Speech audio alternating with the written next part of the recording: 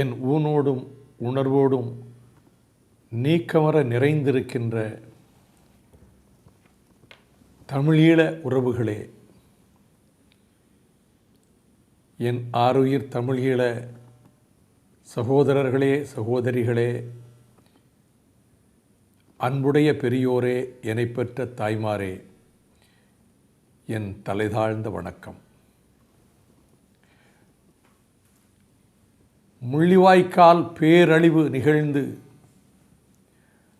நம் தொப்புள்கொடி உறவுகள் லட்சக்கணக்கில் ஈவு இரக்கமில்லாமல் சிங்கள கொலைபாதக மஹிந்த ராஜபக்சே ஏவிய படைகளால் உலகத்தின் 7 அணு ஆயுத வல்லரசுகள் திரட்டி கொடுத்த புவனம் தடை செய்திருக்கின்ற ஆயுதங்களால்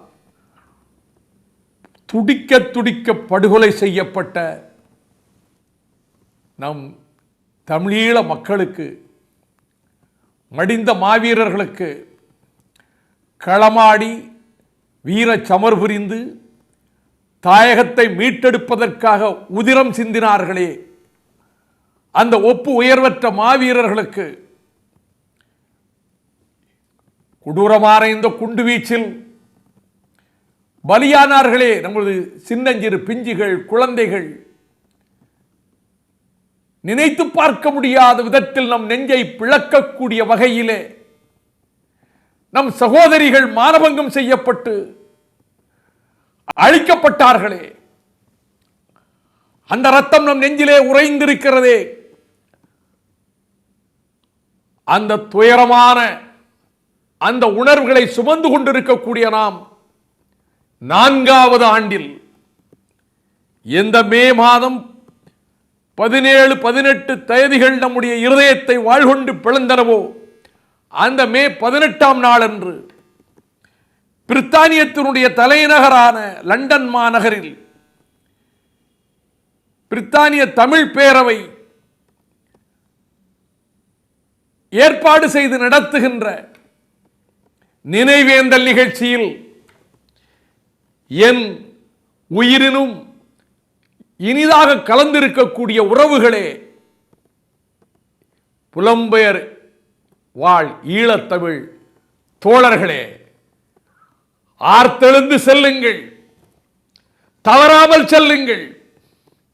2009 படுகொலைகள் நிகழ்ந்ததற்கு பிறகு அந்த சூழ்நிலையில் உலகத்தின் கவனம் நம்முடைய துயரத்தின் பக்கம் படியாதிருந்த நிலையிலே இந்த மேதினியினுடைய கவனத்தை கொண்டு வந்து சேர்த்தவர்கள் நீங்கள்.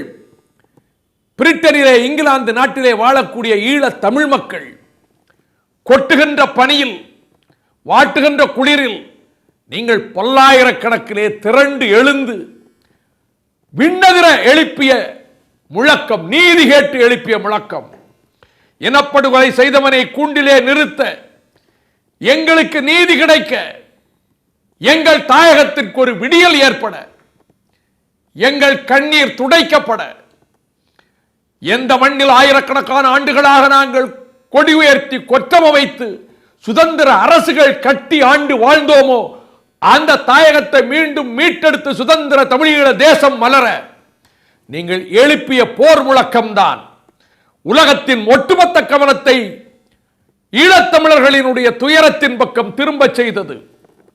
கொடியவன் ராஜபக்சே லண்டன் மாநகரத்துக்கு வந்தான். நீங்கள் கிளர்ந்து எழுந்தீர்கள். அவன் பின்னங்கால் பிடரியில் அடிபட கொழும்புக்கு ஓட நேர்ந்தது. அதனுடைய விளைவுதான் அவன் செய்த படுகொலைகளை மூடி மறைப்பதற்கு, எந்த படுகொலை இனப்படுகொலைக்கு துணை நின்றதோ இந்திய அரசு, அவனை அழைத்துக் கொண்டு வந்து இந்தியாவிலே சிகப்பு கம்பளம் விரித்து வரவேற்பு கொடுத்து கொண்டிருந்த காலங்களில், இதோ பாருங்கள் தாய் தமிழகத்து தமிழர்களே, லண்டன் நகரிலே அவனை விரட்டிவிட்டார்கள். ஈழத்து தமிழர்கள், புலம்பெயர் ஈழத்து தமிழர்கள், நாம் 7 கோடி பேர் வாழ்கிறோம், இந்திய பூபாகத்துக்குள்ளே இருக்கிறோம். அவனை இந்தியா அழைத்து வருவது சரிதானா? அவனை இந்த மண்ணிலே நுழைய விடலாமா என்று நாங்கள் உங்களை காண்பித்துத்தான் என் போன்றவர்கள் தமிழக மக்கள் மத்தியிலே, இளைஞர்கள் மத்தியிலே இன்று கால கடைத்தீ என கிளர்ந்து எழுந்து எதிர்கால நம்பிக்கை விதைகளை ஈழத்தமிழர்களின் இதயத்திலே விதைத்திருக்கிறார்களே மாணவர்கள், அவர்களிடத்திலே இந்த உணர்வை உருவாக்குவதற்கு நாங்கள் சுட்டி காட்டிய இடம் லண்டன் மாநகரம்.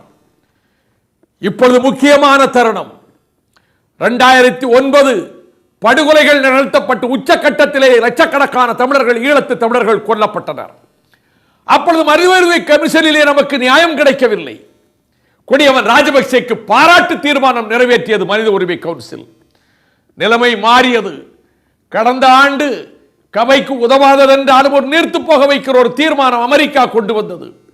இந்தியா அப்பொழுது பச்சை துரோகம் செய்தது. இந்த ஆண்டு நிலைமை மாறி இருக்கிறது.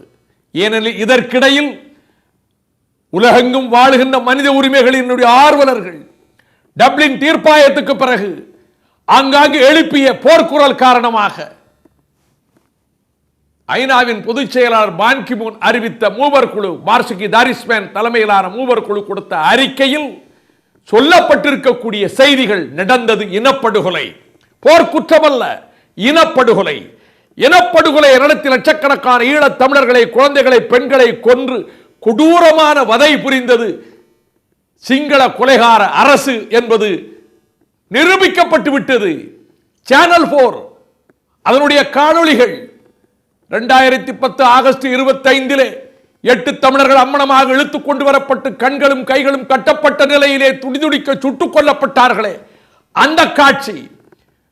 அதே 2010 டிசம்பர் 2 நம் இசைப்பிரியா கொடூரமான முறையிலே வார்த்தைகளால் விவரிக்க முடியாத கோரமான முறையிலே கற்பழிக்கப்பட்டு கொல்லப்பட்டார். இந்த காட்சிகள் மனிதகுலத்தின் மனச்சாட்சியை பதற வைத்து விட்டன. இதற்கு பிறகு இன்றைக்கு கொடியவன் ராஜபக்சே கூண்டில் நிறுத்தப்பட வேண்டும், ஒரு சுதந்திரமான பன்னாட்டு நீதி விசாரணை வேண்டும், சிங்கள ராணுவம், போலீஸ் வெளியேற்றப்பட வேண்டும் என்ற குரல் ஓங்கி ஒலித்துக் கொண்டிருக்கக்கூடிய நேரத்தில் சுதந்திர தமிழீழத்துக்கான ஒரு பொது வாக்கெடுப்பு, அது காலத்தின் கட்டாயம், அது நிறைவேற்றப்பட வேண்டும் என்ற எண்ணம் பரவி வருகிற வேளையில் காமன்வெல்த் நாடுகளினுடைய கூட்டமைப்பு மாநாட்டை எங்கே, கொழும்பில் நடத்துவதா? ஈழத்தமிழர்களை படுகொலை செய்த அந்த கொலைகாரனுடைய அவனுடைய நிழலில் நடத்துவதா? அவன் அதற்கு பிறகு 2 வருடம் தலைமை தாங்குவதா? ஐயோ, சகிக்க முடியவில்லை. நமக்கு கிடைக்க இருக்கின்ற நீதியை பறிப்பதற்கான ஒரு சதி திட்டம் இந்த திட்டம். இதை தடுக்கின்ற வலிமை உங்களிடம் இருக்கிறது. பிரித்தானிய தமிழர்களே, உங்களிடம் இருக்கிறது. லட்சக்கணக்கிலே திரண்டு எழுங்கள். எலிசபெத் மகாராணியார், இங்கிலாந்து நாட்டினுடைய பேரரசி, அவர் நெஞ்சத்துக்குள்ளே பாய்ந்த துன்ப ஈட்டிகளின் காரணமாகத்தான் இருக்க வேண்டும் நான் இந்த காமன்வெல்த் மாநாட்டிலே கலந்து கொள்ள மாட்டேன் என்றிருக்கிறார். ஆனால் இளவரசர் சார்லஸ் அங்கே போகலாமா? இங்கிலாந்தினுடைய பிரதமர் டேவிட் கேமரூன் அங்கே போகலாமா? இன படுகொலை செய்தவன் அவன் காமன்வெல்த் அமைப்புக்கு அந்த நாடா தலைமை தாங்குவது? காமன்வெல்த் அமைப்பிலிருந்து நீக்கப்பட வேண்டும், வெளியேற்றப்பட வேண்டும் இலங்கை. கோரிக்கை அங்கே நடத்தக்கூடாது என்பதல்ல, இலங்கையே காமன்வெல்த்தில் இருக்கக்கூடாது என்ற கோரிக்கையை வலியுறுத்தி வெற்றி பெற வேண்டிய கடமை நம் தலை மீது காத்துக் கொண்டிருக்கையிலே அங்கே போய் இந்த மாநாட்டை நடத்துவதற்கு அனுமதிப்போமானால் அதற்கு 2 ஆண்டுகள் இலங்கை கொடியவனுடைய தலைமையிலே தான் காமன்வெல்த் இயங்குவதா? 54 நாடுகளின் அமைப்பு. காமன்வெல்த் நாடுகளினுடைய அதனுடைய ஆலோசனை கூட்டம், சட்டமாநாடு ஏப்ரல் 14-18 கேப்டவுனில் நடந்தபோது பங்கேற்ற நாடுகளின் 27 நீதிபதிகள் காமன்வெல்த்திலிருந்து இலங்கை அகற்றப்பட வேண்டும் என்று கூட ஒரு கோரிக்கையை முன்வைத்திருக்கிறார். கனடா திட்டவட்டமாக கூறியிருக்கிறது. கனடாவின் வெளிவிவகார அமைச்சர் உங்களை சந்தித்தே சொன்னார், காமன்வெல்த்திலே அந்த மாநாடு நடத்தக்கூடாது என்று. ஆஸ்திரேலிய முன்னாள் பிரதமர் பிரேசர் பலத்த கண்டனத்தை தெரிவித்திருக்கிறார். மனித உரிமை அமைப்புகள் அனைத்தும் குரல் கொடுக்கின்றன. இப்பொழுது பந்து உங்கள் கையிலே இருக்கிறது. பிரித்தானிய தமிழர்களே, உங்களிடம் இருக்கிறது. நீங்கள் நடத்திய போராட்டம் கிளர்ச்சியின் காரணமாகத்தான் ராஜபக்சே இந்திய மண்ணுக்குள்ளே வரக்கூடாது என்று நாங்கள் போர் தொடுக்க முடிந்தது. இப்பொழுது வீட்டுக்கு ஒருவர் தவறாமல் செல்லுங்கள், அனைவர் வீட்டுக்கு இருக்கக்கூடிய அனைத்து ஈழத்தமிழர்களும் செல்லுங்கள். லட்சக்கணக்கிலே திரண்டார்கள்.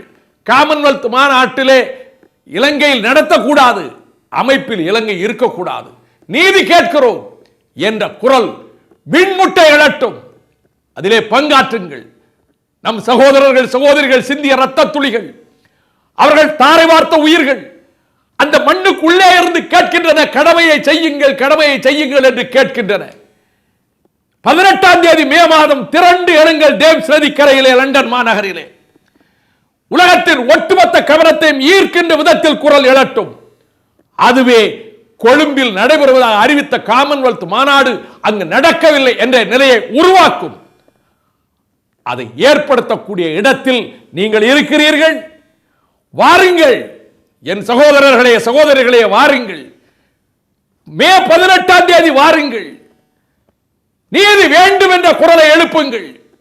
மா வீரமகன் பாலச்சந்திரனுடைய ஒளி சிந்துகிற கண்கள், அவன் மேனியிலிருந்து 5 குண்டுகள் பார்விலே பாய்ந்த நிலையிலே சிதறிய ரத்த துளிகள் உங்களை தட்டி எழுப்புகின்றன. வாருங்கள், கிளர்ந்து எழுந்து வாருங்கள். மே 18 அது காமன்வெல்த் மாநாட்டை நடத்த விடாமல் செய்ய காரணமாயிற்று.